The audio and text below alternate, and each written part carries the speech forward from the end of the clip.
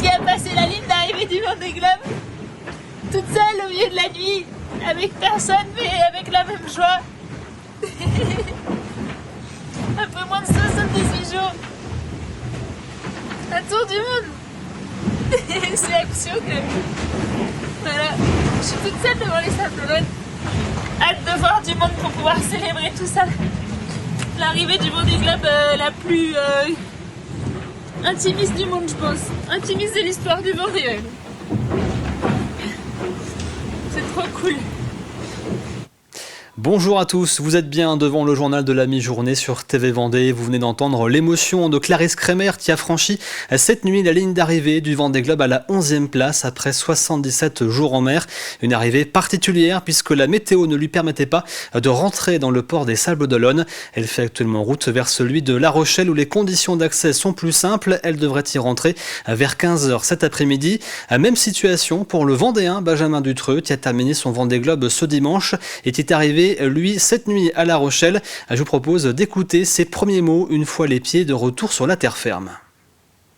Et voilà, j'y ai mis mes tripes et ça finit par payer. Donc voilà, je suis juste hyper fier quoi, parce que nous aujourd'hui on est toujours pas une grosse équipe et on bouge toujours des montagnes. On l'a déjà fait sur le précédent Vendée Globe et on le montre encore aujourd'hui que c'est important de croire en ses rêves, qu'il y a un début à tout et qu'il faut savoir se lancer. Donc voilà, il y a Tanguy le Turquet qui discutait, qui je pense a suivi ma précédente histoire du Vendée Globe et ça l'a motivé pour se lancer. J'espère qu'il y en a d'autres qui se lanceront comme ça parce que voilà, avec beaucoup de détermination, de gens qui nous entourent, etc., on est capable de grandes choses. Benjamin Dutreux qui a donc franchi la ligne d'arrivée du Vendée Globe ce dimanche. Il boucle son tour du monde en 77 jours, 3h39. Hier après-midi, ses proches, son équipe et le public l'attendaient au Sables d'Olonne. Mais la forte houle avec la tempête Herminia ont rendu son entrée dans le chenal impossible. Il y avait donc forcément de la déception, mais ce n'est que partie remise, puisqu'il devrait pouvoir faire son entrée au Sables d'Olonne d'ici la fin de la semaine. Quelques courageux ont bravé la tempête Herminia pour voir l'arrivée de Benjamin Dutreux.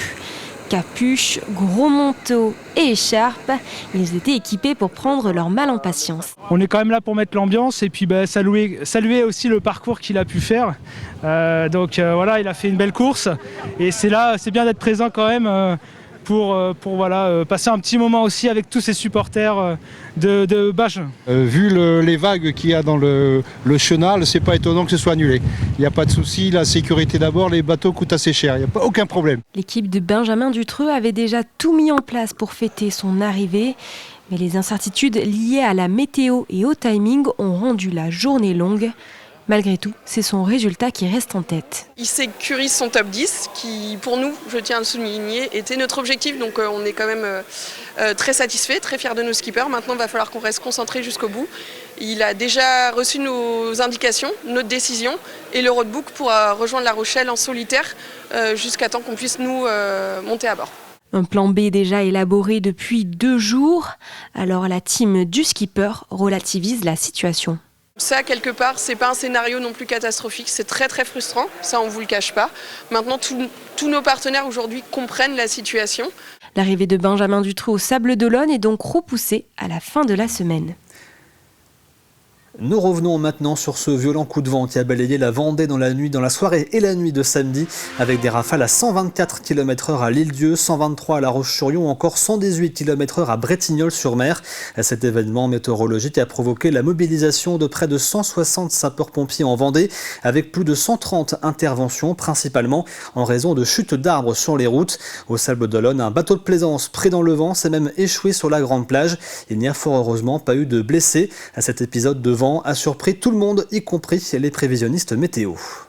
On a eu sur une bande d'une centaine de kilomètres à l'intérieur de la Vendée seulement des rafales à plus de 100 km/h. Et derrière, on a observé une chute de température avec une perte de 6 à 8 degrés en seulement 1 heure. Et on a même vu en fin d'après-midi un peu de neige sur le nord Vendée et notamment à Saint-Michel-Mont-Mercure. Aucun modèle météorologique que nous regardons n'avait prévu ce coup de vent. On attendait plutôt ce minimum dépressionnaire, mais plutôt en phase de comblement, c'est-à-dire qu'il allait perdre dans l'intensité. Et au final, il est remonté vraiment sur la Vendée, tout en s'intensifiant, ce qui n'était pas du tout prévu. La 9e édition de la Nuit de la Lecture s'est déroulée ce week-end aux 4 coins de la Vendée, organisée par le Centre national du livre. Le but, mettre en avant la littérature pour tous les âges, mais aussi le patrimoine, comme au manoir de Réaumur où les bibliothécaires avaient enfilé les costumes d'époque pour mettre le public dans l'ambiance, mais aussi à la Maison Clémenceau qui participait à l'opération pour la première fois. C'est aussi notre rôle de proposer des animations vraiment sur le territoire, hors les murs aussi, faire voir que voilà, il n'y a pas que dans les bibliothèques qu'on peut avoir des histoires, et puis surtout sur la communauté de communes, travailler en fait à plusieurs. Elles vont transporter les enfants au XVIIIe siècle grâce à des histoires, vraiment en lien avec les recherches de Ferchaud-de-Réaumur. La lecture, elle commence tout bébé et un enfant qui lit très jeune, c'est un enfant qui lira plus tard. Et un enfant qui voit ses parents lire, c'est un enfant effectivement qui va lire aussi. Et c'est très important parce que c'est l'imaginaire. Dans un livre, on part en voyage et on peut vraiment voyager à l'autre bout du monde, dans les siècles, dans les pays et partir juste en se mettant dans un petit coin. Donc oui, c'est important. Ce samedi, en fin de matinée, la pianiste Célia Oneto pensait à donner un concert improvisé devant les Chalandais venus faire leur marché. Un endroit insolite pour le public, mais aussi pour cette virtuose du piano à la carrière internationale. Le tout dans le cadre de Ma Région Virtuose, une succession de concerts de musique classique donnés dans l'ensemble de la région. Nous y reviendrons ce soir. Prudence si vous habitez à proximité du barrage d'Apremont, puisque les vannes sont ouvertes par la Sorre en raison des récentes précipitations qui provoquent une forte montée du niveau d'eau. Il est conseillé de faire le 18 si jamais vous faites face à une inondation dans ce secteur. Et on termine avec un bref mot sur votre météo de cet après-midi. La pluie sera présente sur l'ensemble de la Vendée avec un risque d'orage. Les températures sont bien douces pour la saison avec 9 à 11 degrés sur l'ensemble du département. C'est la fin de cette édition. Merci à vous de l'avoir suivi. L'actualité revient bien sûr avec le journal de 18h présenté par Aurélien Huard et je vous rappelle que vous retrouvez l'intégralité de nos reportages sur tvvendée.fr. Je vous souhaite de passer une excellente journée devant TV Vendée, bien évidemment.